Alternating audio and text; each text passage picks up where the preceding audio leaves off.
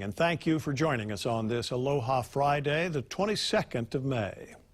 Requiring COVID-19 testing prior to boarding flights to Hawaii could help reopen safe travel for visitors and locals. But key hurdles are blocking the pre-test efforts.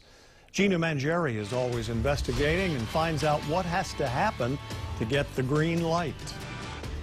The feds tell me tests can be required, but by the airlines, not the government. Hawaii's hometown carrier is at a maybe for now, along with other key stakeholders. And some are not ready to drop the 14-day quarantine, even with a clean test.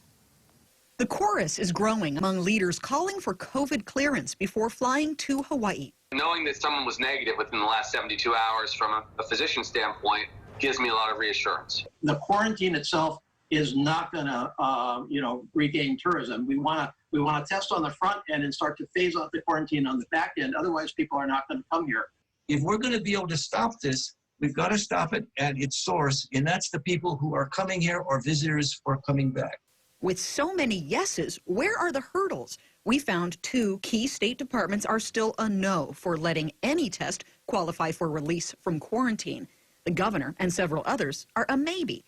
The lieutenant governor, other local and national lawmakers, even the White House and CDC have signaled support. And Always Investigating found out the plans would not run afoul of any FAA or U.S. Department of Transportation rules. But there's a wrinkle. While the U.S. Department of Transportation tells me airlines can refuse transport to passengers, they tell me states do not have the authority to require airlines to do so. What about changing that rule? How quickly could that be changed where that could be a barrier for entry?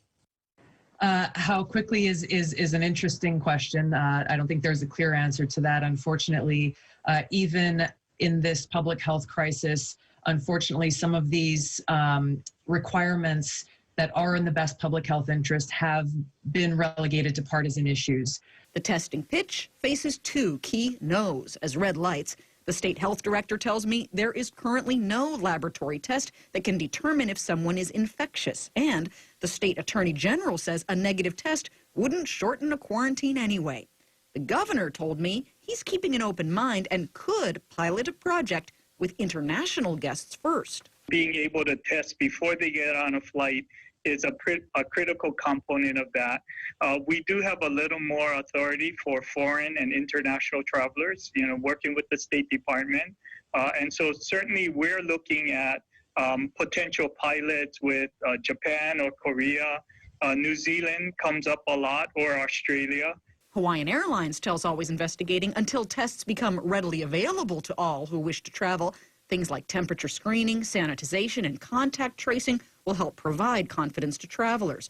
While working toward legislation to require pre-flight testing, supporters hope to try pilot projects on a voluntary basis. I'm going to make it a personal mission, whether it becomes full tilt policy or just a get out of jail free pass to come in quickly, or just an add-on. I'm going to socialize this idea across the planet because it will, no matter what, provide for more protection.